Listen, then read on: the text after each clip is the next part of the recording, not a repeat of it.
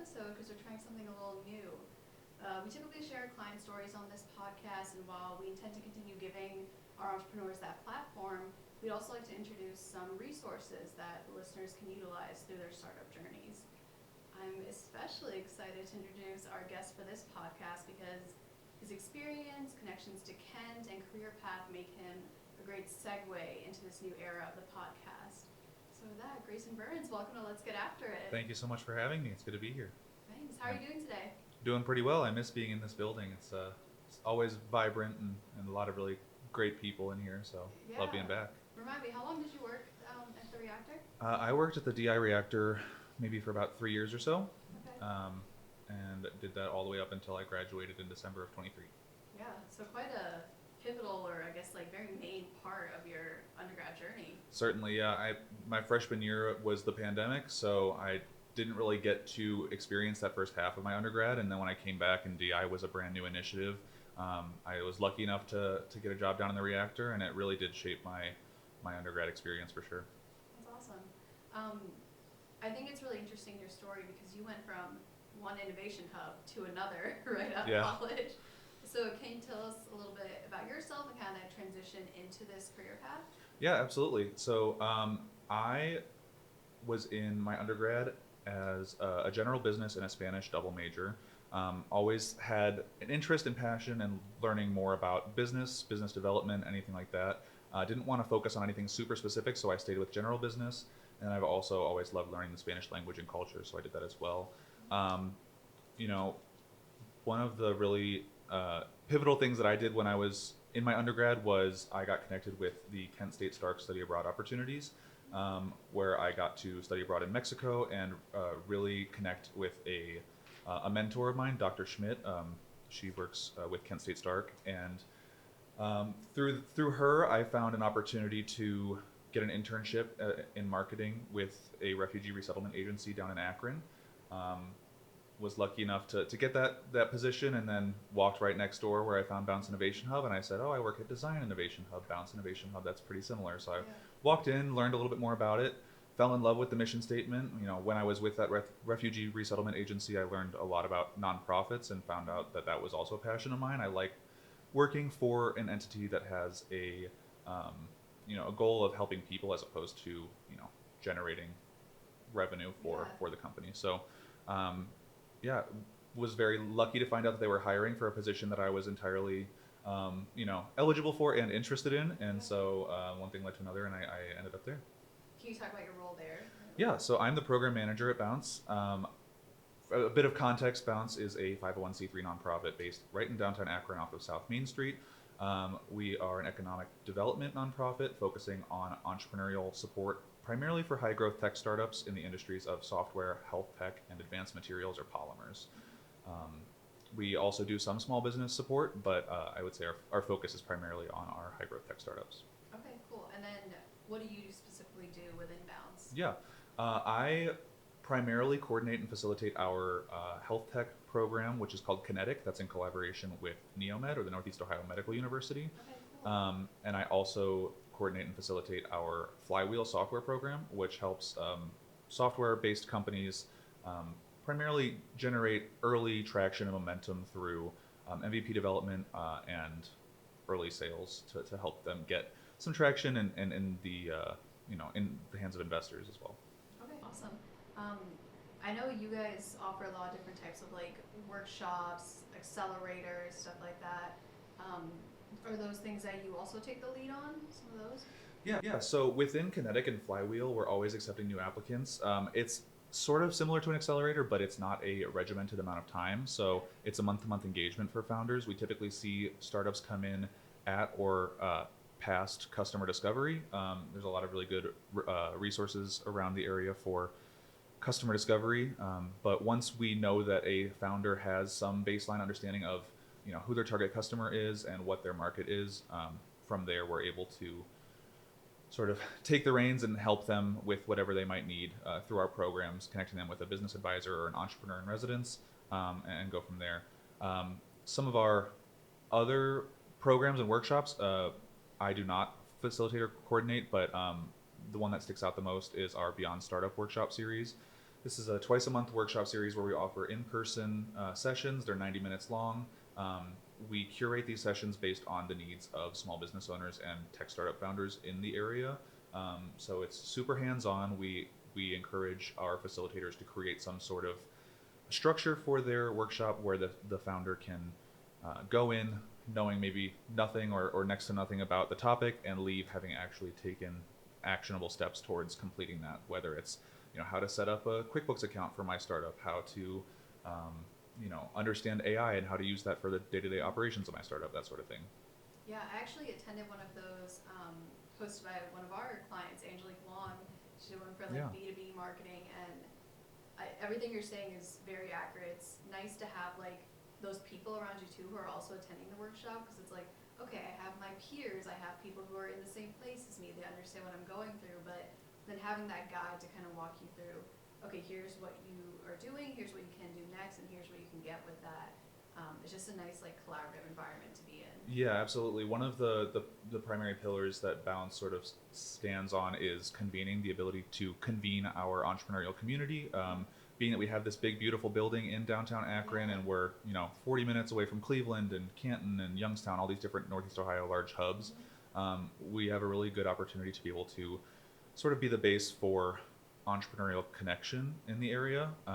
And so one of the ways we do that is through Beyond Startup. And yeah, I think it's been a really interesting opportunity, and we've definitely seen a lot of our attendees find real value in that, not only from the facilitator and the information that they're providing, but also from the people sitting next to them who they're able to connect with afterwards, grab a coffee in our first floor and learn more about what they're doing and building that community. Yeah, and I'm glad you brought up the building, because it's such a unique space. Like everything you guys offer, the way it's decorated and styled, and entrepreneurs can actually utilize or reserve some of that space, correct? Yeah. So it's a 300,000 square foot facility. It's actually one of the old BF Goodrich Tire Factory buildings. So there's a lot of rich Akron history in our building. You'll also see that in the artwork that is scattered across the building. We have some of the original pieces of equipment and machinery from the Goodrich buildings interwoven in some of the art, which is really cool. But yeah, so our first and second floor are what we call the Generator, which is our open co-working facility. So anyone can get a day pass there. They can get a monthly membership, a co-working membership, where essentially we primarily see hybrid or fully remote workers come and use the space as like an office or like an open space for them to just sit down with their laptop, grab a coffee and just work through the day. Which also in the Generator we have conference rooms that they can rent, event spaces that can be rented out by the public. Quite a lot of opportunities to leverage different types of spaces, and we also have things like phone booths and small huddle rooms. Beyond that, our third through ninth floors, we have office spaces, wet lab spaces, and light manufacturing spaces. So there's about, I want to say, roughly 60 tenants across our incubator, which is what we call our long-term leases in our third through ninth floors, ranging anywhere from marketing firms to artist collectives to hydroponic gardening company operates one of our entire floors. So it's a really cool variety. You see a lot of diversity and innovation in not only the art and the style of the building, but also who makes up the building. Yeah, I love whenever I drive by Bounce, that hydroponic garden. You can always see just the purple and pink lights emanating from it. Always, yeah, 24/7. Cool. It's great. And I was fortunate enough to work with a couple startups that were housed in Bounce. And I will say again, going back to your guys' mission of making these connections between entrepreneurs, it's so cool to just walk down the hall. It's a completely different business that maybe you've never heard of or know nothing about that industry, but you can connect with those founders, see what's going on. You go down a floor, you have the garden. It's really cool to see just all the different types of people there. In some ways, it's almost like freshman year in your college dorm, where people keep their doors open. You just walk in and meet new people. There's some of that vibe at Bounce too, where you're walking through the different floors of the building and you see some doors open. You go in, say hi, you learn more about a business you've never maybe would have interacted with on a different day. Yeah, and everyone's very open and welcoming to it. They want to have those conversations, learn from you, share what they're doing. Yeah, I think it's really cool. We've curated a really interesting dynamic where it's a very shared, open community, and people know that if they have any questions or additional resource needs, they can come to us, and we can also connect other individuals to them if they might be the right resource for them. So absolutely. And within Bounce, I know you guys, like, you host different organizations, but you also partner with different ones, like Neo SVF, UARP. Do you mind talking about some of those resources and those programs you work Yeah, with? absolutely.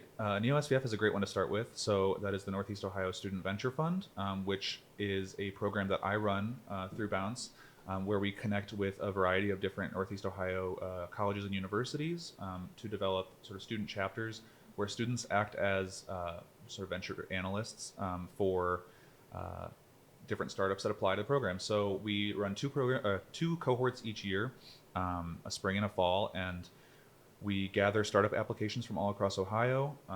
We have the different students select, who they would like to connect with and learn more about based on their pitch deck and their application. We have a pitch event, which our pitch event for this spring is happening next week. And then for the next 8 weeks or so, we pair these student chapters with the startups one-to-one and provide the students some educational content too throughout that time to be able to ask the right questions to the founder of the startup, um, you know, doing that due diligence.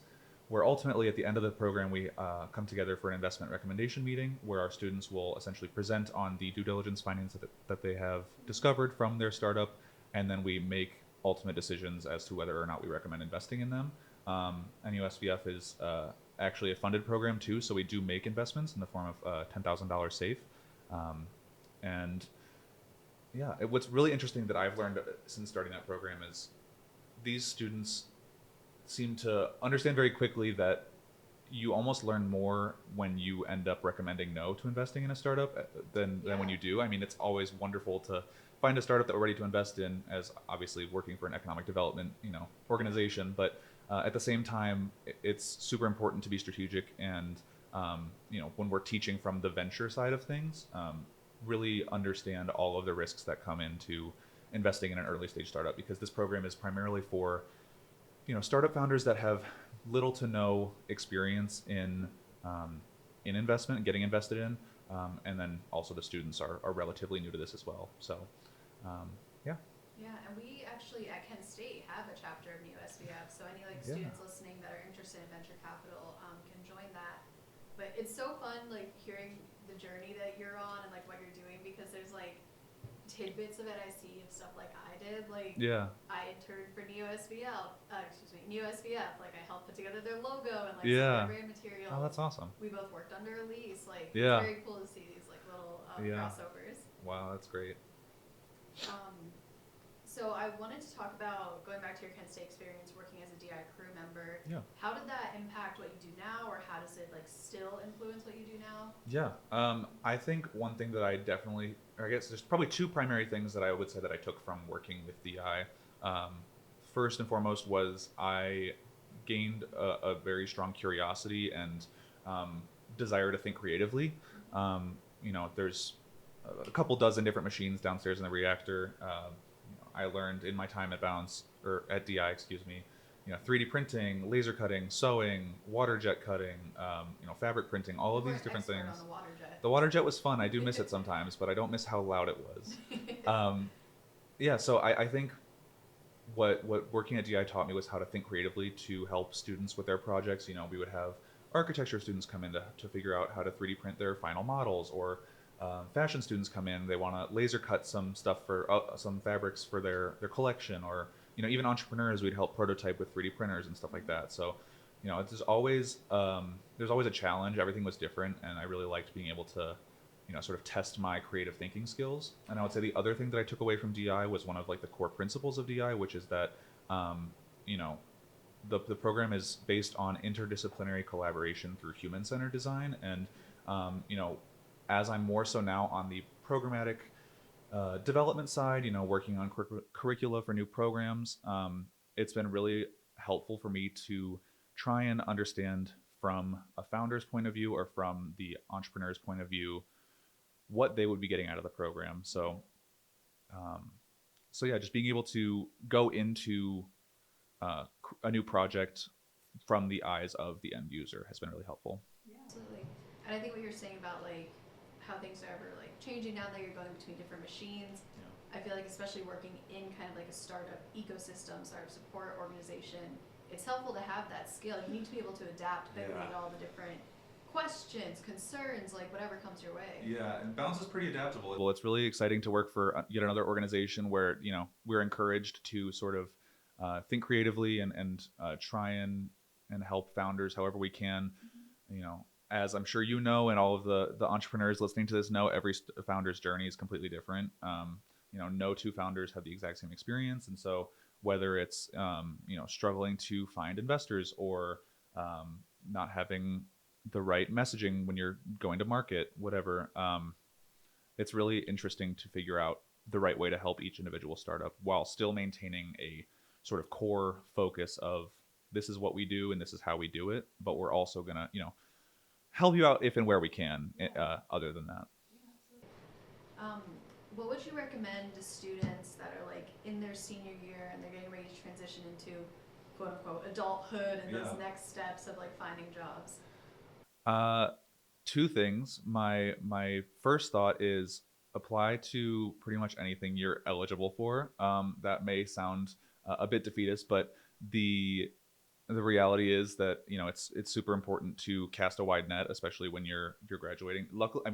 Luckily, not so luckily for me, I have not had set specific career goals. I have always wanted to work for organizations that help people. I've checked that goal, but I haven't. My goal was not to work for X company doing X thing or whatever. So make sure that you're open to new opportunities. And yeah, I think I maybe said there was two things, but I think that's sort of the primary thing that I was focusing on there. No, I think that's good because I think like I even saw it in myself getting locked into like, okay, well I have to do this. I studied this. This is what I need to do. But right. When you like go beyond that and consider like, okay, like why do I have to do this? There's no one saying that I need to do that. Yeah.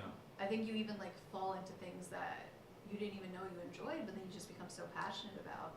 Yeah. Education is one thing, but work experience is also, equally, if not more important. I think even though most people coming out of college don't have that work experience, it doesn't mean you can't start in a new field or a different field, or even just start at the very basics of what you originally set out to do. Yeah, there's always opportunity to work harder and to grow from the ground up. Yeah, that's really nice. How have you seen yourself grow in your role at Bounce?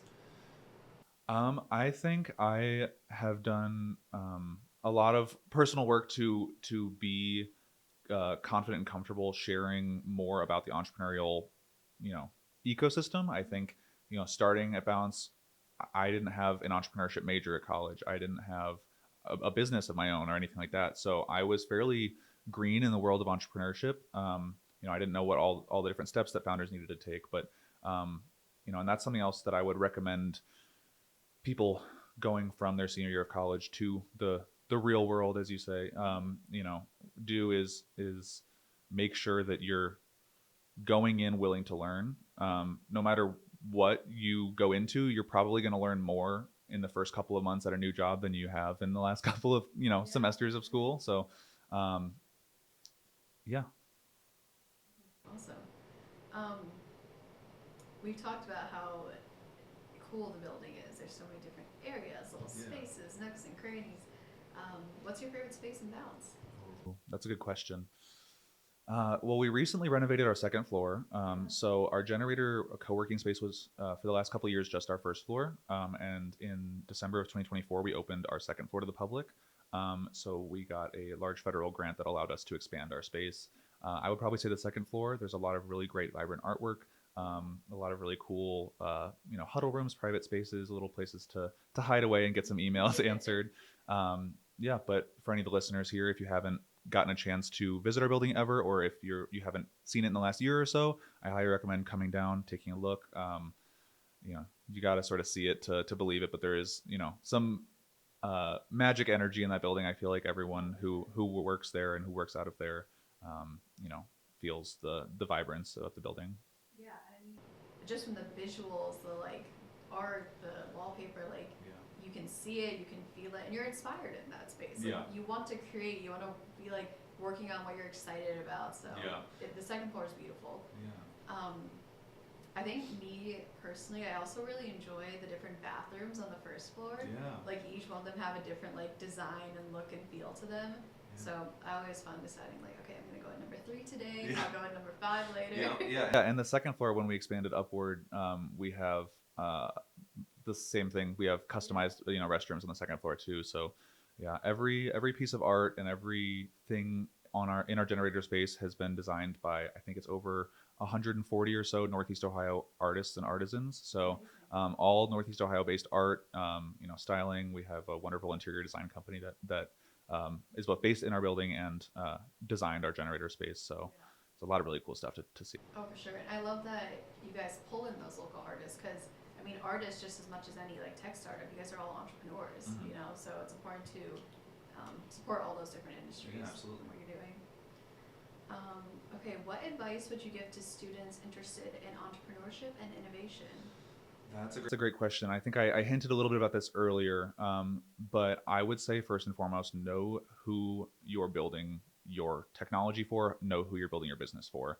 Who is going to be the person who buys your product? Who's the person who needs to use your product? So whether it's, whether you're a small business, making custom sneakers, or whether you're a high growth tech startup making, a medical device that'll save, lives.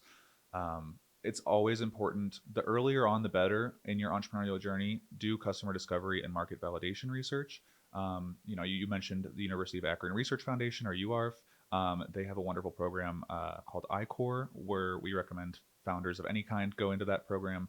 It really helps you in a structured capacity learn all about market validation and customer discovery, and how to truly understand the basics of who you're building for before you even start building. Yeah, no, I think that's very important. I think that's something, it's all a learning journey, I think that's something that entrepreneurs don't always recognize right away. Like, they know what they want to make, they have an idea of like who they think could use it, but I think that changes a lot, or maybe they don't have enough specifics on it. Yeah. Or they have their own, well, I know that this is a problem because I have this problem, or, that may be true. And it's not to say that no one has the problem, but is the market big enough for you to want to even pursue? Also, like, who is going to be the decision maker? So if you have a tech startup, you're making a medical device, you're not selling to the end user, you're selling to the hospital, you're selling to, med device, purchasers, whatever it might be.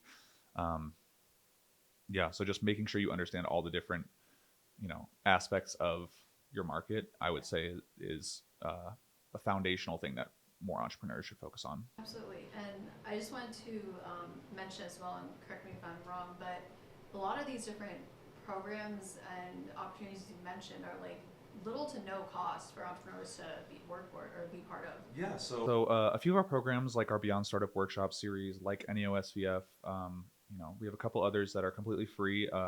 Founders can sign up for no cost. I believe we have a small nominal fee for our Beyond Startup, but we give out promo codes all the time. If anyone is interested in one, feel free to email me. And then for some of our month-to-month, core programming for Kinetic and Flywheel, some of these longer-term programs, we have a small monthly fee that we charge founders, but you're getting over 10x that in return, whether it's access to a medtech consulting group, or entrepreneur in residence, or some marketing support, legal support, direct discounts with software developers and things like that. There's quite a lot of value that can be provided to our startups that are engaged. Yeah, absolutely. Is there anything you want to mention that maybe I haven't asked about, or anything upcoming at Bounce that you want to shout out? I would say right now my main focus is on continuing some of our longer term programs while also working through our next cohort of NEOSVF. I would encourage people after this, listening to this, to look at our Eventbrite page where we have all of our Beyond Startup workshops. Again, it's two different workshops each month. I believe our next one is photography for entrepreneurs. So, if you're trying to photograph your product for social media marketing, or if you're trying to become a photographer as a small business owner, whatever it might be, we have a phenomenal founder who is leading that. And then we also have an HR compliance workshop coming up in early March. But yeah, I would say that's probably the best and quickest way to get engaged with Bounce. Like we were talking about earlier, from there you start to feel the sense of community, you start to network with some of the people in the room. We're always here to answer any questions you have too. So feel free to contact me with anything else. Yeah. Do you want to, I'll put your email in the description. Perfect. Of the episode, if you're cool with that. Yeah, absolutely. Okay, cool. Grayson, thank you so much for Yeah, it was joining us wonderful being today, here. telling us about Bounce, about yourself.